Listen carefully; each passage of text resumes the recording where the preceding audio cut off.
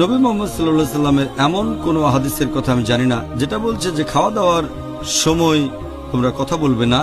আর আল্লাহ কোরআনে বলেছেন সূরা নিসা অধ্যায় 4 আয়াত 59, তোমাদের মধ্যে মতভেদ থাকলে আল্লাহ এবং রাসূলের নির্দেশে ফিরে যাও। কোরআনের কোনো আয়াত বলছে না যে খাওয়ার সময় কথা বলা যাবে না। নবী সাল্লাল্লাহু আলাইহি ওয়াসাল্লামের কোনো হাদিসও বলছে না যে খাওয়ার সময় কথা বলা যাবে না। সত্যি বলতে হাদিস বলছে উল্টো কথা, নবী খাওয়ার সময় কথা বলেছেন।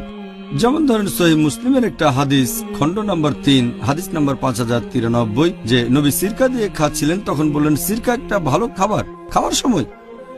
আরেকটা হাদিস আছে, নবী বলেছেন যে তোমরা বাম হাত দিয়ে খাবে না, কারণ শয়তান বাম হাত দিয়ে খায়, এটাও খাওয়ার সময়ের কথা।